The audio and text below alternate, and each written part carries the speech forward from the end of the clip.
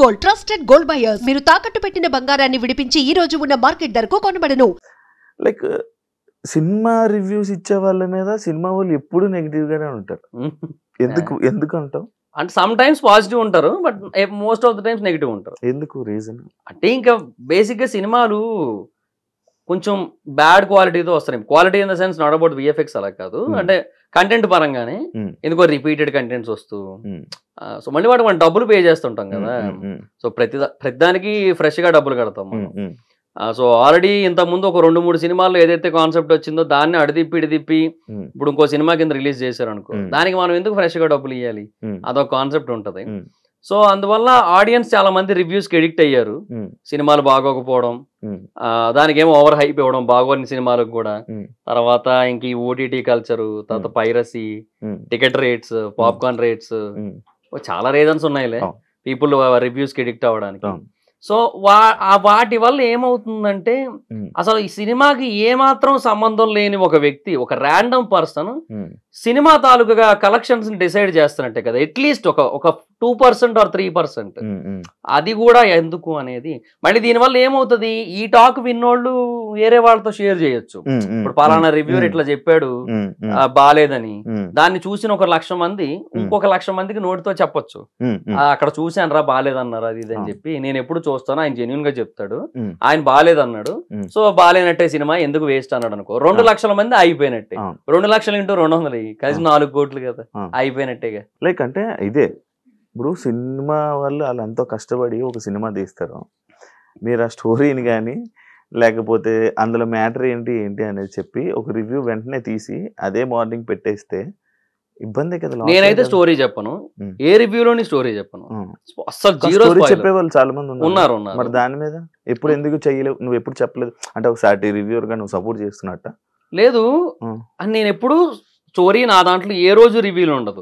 First half ఇలా ఇలా ఇలా, ఇంటర్వెల్, సెకండ్ హాఫ్, క్లైమాక్స్, ఈ ఆస్పెక్ట్స్ ఉంటాయి తప్ప ఏ రోజు నేను స్టోరీ ప్లాట్, బేసిక్ ప్లాట్ కూడా రివీల్ చేయను. నేను ఏ రోజు ట్రైలర్ లో ఏదైనా కనబడితే దాన్ని బట్టి చెప్తాను అంతే, ఎందుకంటే అది ఆల్రెడీ అందరూ చూసి ఉంటారు కాబట్టి అంతే. కానీ ఆడియన్స్ ఆపేస్తున్నారు కదా మీరు. ఆపేయడం అంటే ఇప్పుడు అదే అంటున్నా, బేసిక్గా ఒక సినిమా బాగున్నా బాగోకపోయినా చూద్దాము అని ఆల్రెడీ డిసైడ్ అయ్యి ఉన్నట్టయితే ఎవరు రివ్యూస్ ఏం చెప్పినా నో యూస్, వెళ్ళిపోతారు దానికి.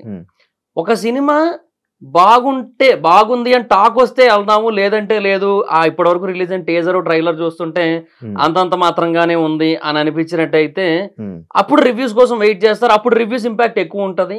బాగుందంటే వెళ్తారు, బాగాలేదంటే వెళ్ళరు. కొన్ని సినిమాలు ఉంటాయి అసలు ఎంత మంచి టాక్ వచ్చినా కూడా వెళ్ళొద్దని డిసైడ్ అవుతారు, అదంతే. ఇంకా ఇప్పుడు ఫర్ ఎగ్జాంపుల్ కొన్ని సినిమాలకి ఇప్పుడు జనరల్ గా ఇప్పుడు రివ్యూస్ లో ఒక 2 lakh వ్యూస్ 3 lakh వ్యూస్ వచ్చిన కొన్ని సినిమాలకి బాగుంది అని టాక్ వచ్చినప్పుడు కలెక్షన్స్ ఒక 50 కోట్లు దాటి ఉండొచ్చు. కొన్ని సినిమాలకి బాగుంది అని టాక్ వచ్చినప్పటికీ, అంతే వ్యూస్ వచ్చినప్పటికీ కూడా రివ్యూస్ లో కలెక్షన్స్ 5 కోట్లే ఉండొచ్చు, అంతే ఉంటది. ఇప్పుడు ఫర్ ఎగ్జాంపుల్ చాలా సినిమాలు ఉంటాయి. పృథ్వీరాజ్ సుకుమారన్ గారిది ఆడు జీవితం సినిమా వచ్చింది, దానికి మంచి టాకే వచ్చింది మన దగ్గర.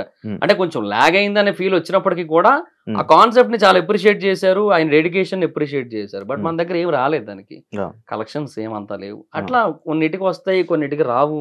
కొత్త లోకాలకు వచ్చాయి, ఆడు జీవితంకి రాలేదు. ఎందుకు రాలేదంటే ఏమో చెప్పలేము. దానికి దీనికి సిమిలర్ టాకే వచ్చింది దగ్గరగా. ఎంత సంపాదించావు యూట్యూబ్ ఛానల్ నుంచి? ఒకటి అని కాదు, అన్ని కలిపి 2019 నుంచి చేస్తున్నా. సో అప్పటి నుంచి ఇప్పటి వరకు ప్రమోషన్స్ అన్ని కలిపి more than 1 ఉంటది. more than 1 year.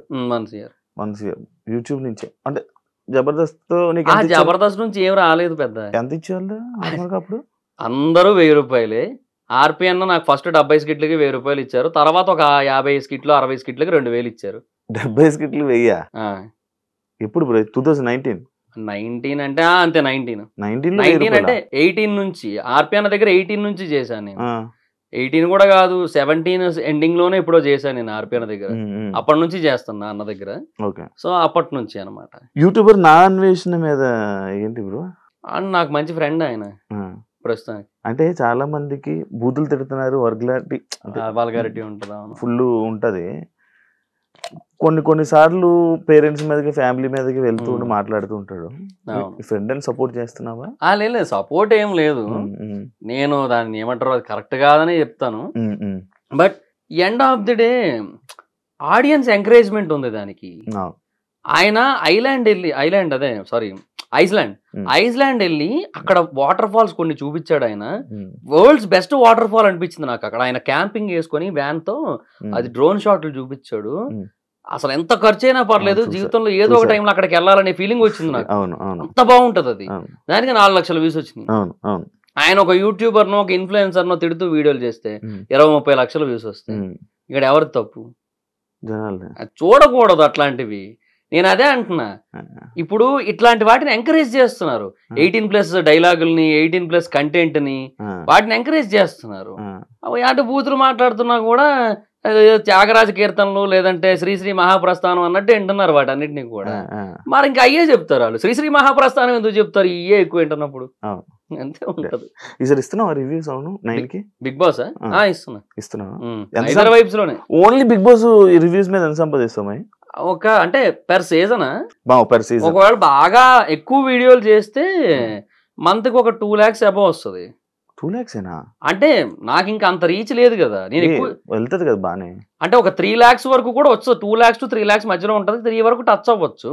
ఒక సీజన్ మొత్తానికి 15 వరకు వెళ్ళొచ్చేమో ఒకవేళ బాగా క్లిక్ అయితే. అక్టోబర్ నవంబర్ మంత్ లో మనకి ఆర్పిఎం ఎక్కువ ఉంటది కదా, అప్పుడు మేబీ క్లిక్ అయితే ఎక్కువ రావచ్చు. 3 నెలలకు 15 లక్షలు, 4 నెలల కంటే 3 నెలలు 15 రోజులు కలిపి అట్లా ఏమైనా రావచ్చు. బట్ నేనేమంటే నాకు already Mahidhar vibes, trending topics, facts and mysteries, ఇప్పుడు బిజినెస్ పెట్టా కొత్తగా, ఇవన్నీ ఉండడం వల్ల అన్ని చేయలేను, తక్కువే వస్తుంది. ఇప్పుడు తగ్గించాను. కంటెంట్ డౌన్ కూడా అయింది ఈ మధ్య. కంటెంట్ కూడా ఎక్కువ పెట్టలేకపోతున్నా. హైదరాబాద్ వచ్చా ఇప్పుడు, ఇక్కడ కుదరట్లేదు చేద్దామంటే.